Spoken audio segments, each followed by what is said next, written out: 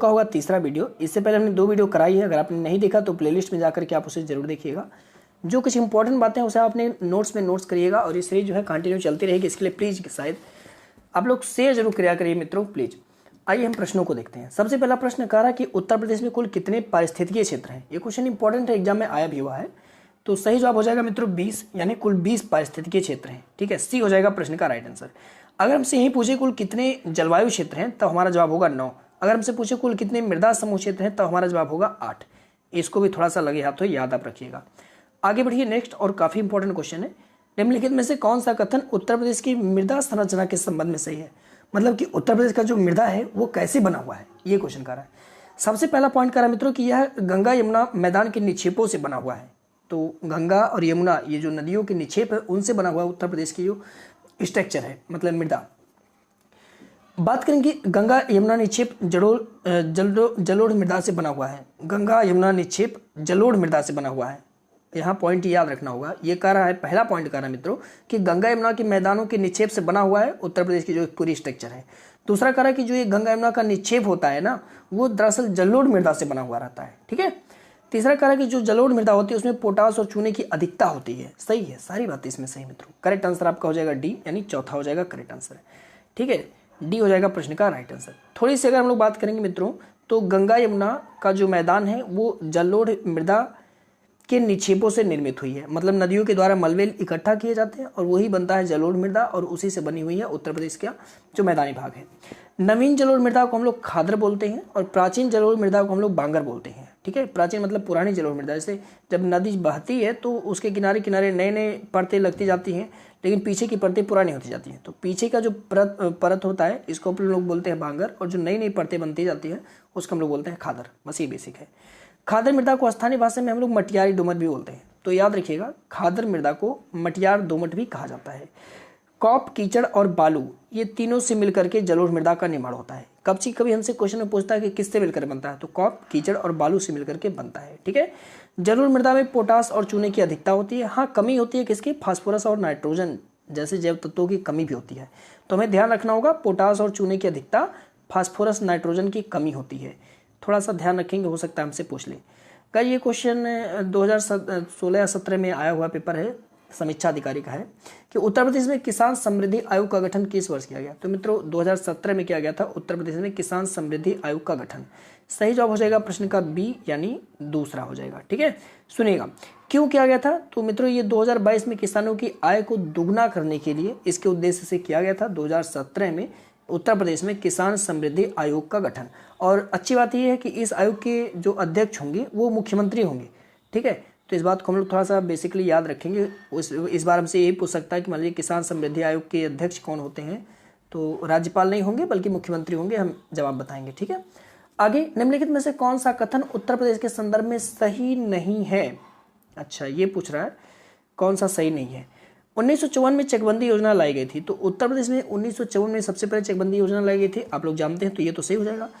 उत्तर प्रदेश में वर्तमान में कुल 251 विनियमित मंडियां हैं, मंडियां हैं। ठीक है, और 375 उप मंडियां। ठीक है, तो इसको कह लिख लीजिएगा भैया कि 251 मंडियां और 375 उप मंडियां उत्तर प्रदेश में है, तो है, सही है ये भी। देश में सर्वाधिक कोल्ड स्टोर उत्तर प्रदेश में है, बिल्कुल सही है, ये भी सही है। तो मित्रों ये सभी के सभी बातें सही, उपयुक्त में से सभी सही है हमारे पर। डी आंसर मान लीजिए करेक्ट आंसर। ठीक है, क्वेश्चन से कुछ भी पूछ रहा है लेकिन करेक्ट आंसर हो जाएगा कि उपयुक्त सभी सही है। कुछ और बातें जो हमसे पूछ सकता है कि उत्तर प्रदेश में आलू विकास समिति नीति कब लाई गई थी। तो 2014 में, याद रखेंगे। उत्तर प्रदेश खाद्य प्रसंस्करण उद्योग, इसकी नीति कब लाई गई है, 2012 में। हमसे पूछता है मित्रों केसीसी कार्ड, ये पॉइंट इंपॉर्टेंट है कि उत्तर प्रदेश में किसान क्रेडिट कार्ड योजना कब से कब लागू किया गया, मतलब किस वर्ष लागू किया गया। तो 2000 और 1999 के बीच में चालू हुआ था उत्तर प्रदेश में किसान क्रेडिट कार्ड योजना। तो बताएंगे 1999 से 2000 के बीच में। ठीक है, आगे बढ़िए साथियों। नेक्स्ट क्वेश्चन, निम्नलिखित में से कौन सा सही कथन खादर मृदा के बारे में सही है।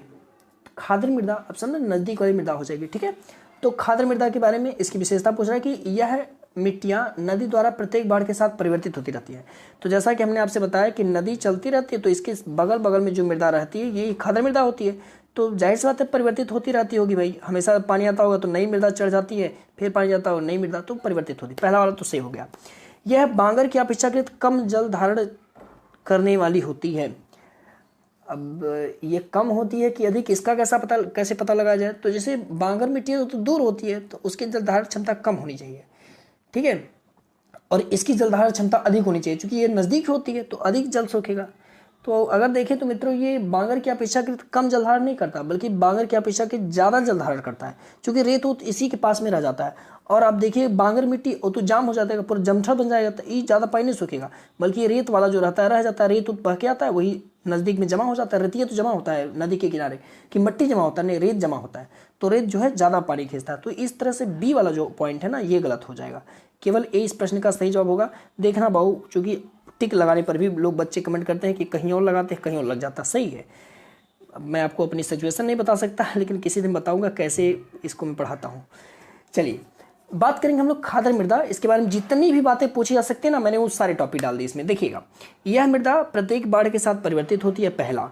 दूसरा, इसका रंग होता है भूरा और ये छिद्रयुक्त होती है। छिद्रयुक्त कहने का मतलब सोथी सा टाइप का होता है। इसकी जल धारण क्षमता बांगर की अपेक्षा के ज़्यादा होती है। इसकी उर्वरक शक्ति भी अधिक होती है। चूना, पोटेशियम, मैग्नीशियम और जैव तत्व इसमें सबसे ज़्यादा पाए जाते हैं। दिमाग में नोट कर लीजिए, बहुत सारी इंपॉर्टेंट जितनी भी थी मैंने इसमें इंक्लूड कर दी, स्क्रीनशॉट रख लीजिए मन करे आपका।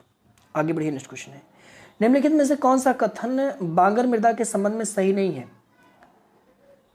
ठीक है, यहाँ पर बांगर मृदा, ऊपर आपने क्या पढ़ा था भाई? ऊपर आपने खादर मृदा पढ़ा, तो इस बार पूछ रहा है बांगर मृदा। ठीक है, चलिए पहला पढ़िएगा।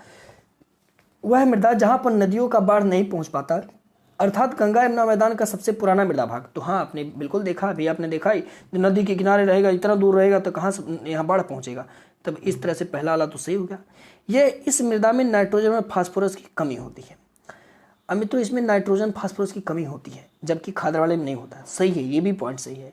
इस मृदा में खाद की आवश्यकता नहीं होती है। अब सोचिए, नाइट्रोजन और फास्फोरस रहबे नहीं करेगा तो खाद नहीं पड़ेगा, तो कुछ होगा नहीं करेगा वहाँ पर, तो इसमें खाद की जरूरत पड़ती है, और एक कारक खाद की जरूरत नहीं पड़ती है, जबकि यहाँ पर खाद की जरूरत पड़ेगी मित्रों। तो करेक्ट आंसर आपका हो जाएगा केवल ए और बी।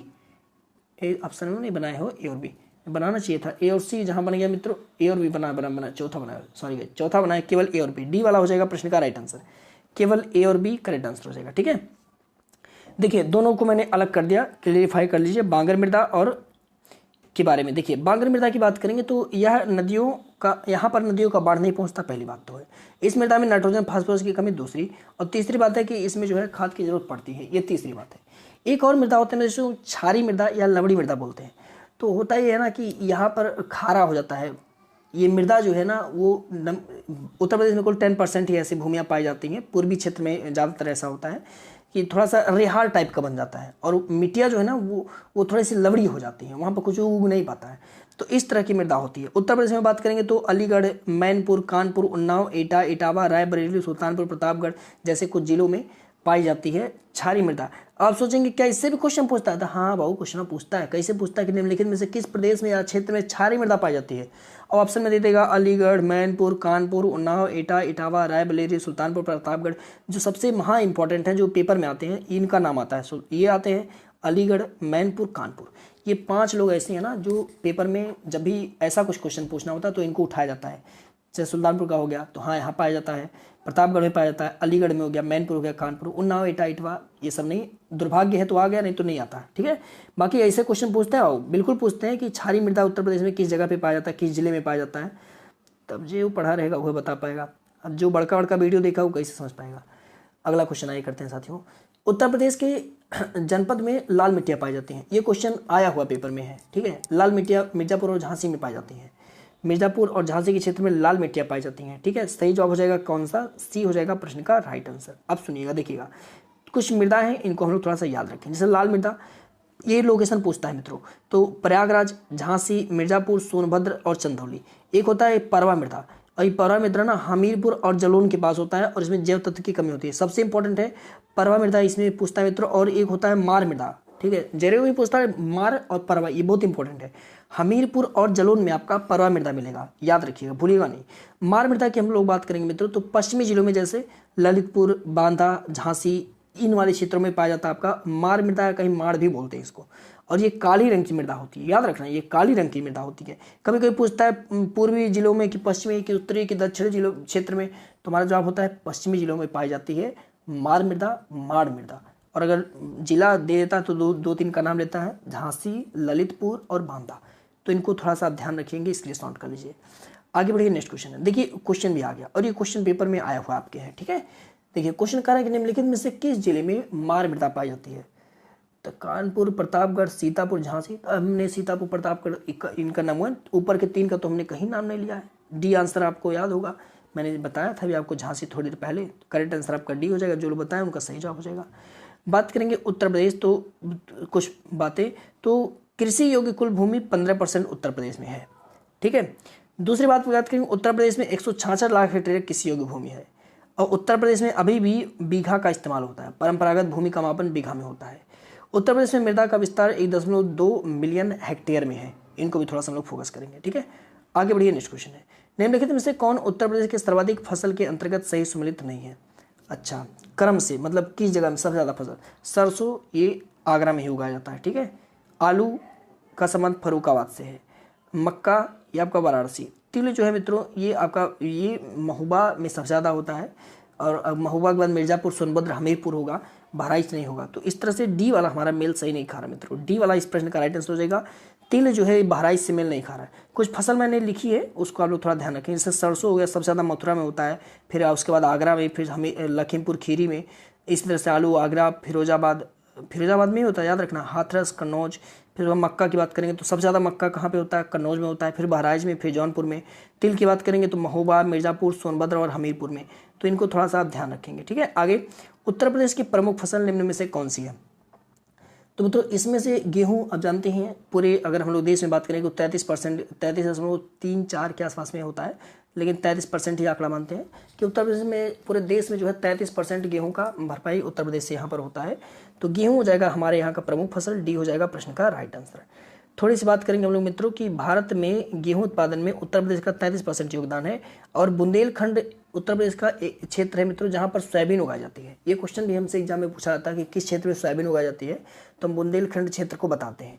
जबकि संतरे के लिए सहारनपुर और गन्ने के लिए आप जानते हैं उत्तर प्रदेश प्रमुख वाणिज्यिक फसल के रूप में। हमसे कभी कोई पूछता है, प्रमुख फसल पूछ लिया तो मार दिए गेहूँ, लेकिन अगर कह दिया कि वाणिज्यिक फसल कौन सा है तब हम गन्ना मारेंगे। इसको ध्यान रखना, थोड़ा सा गलती हो सकता है यहाँ पर, ठीक है।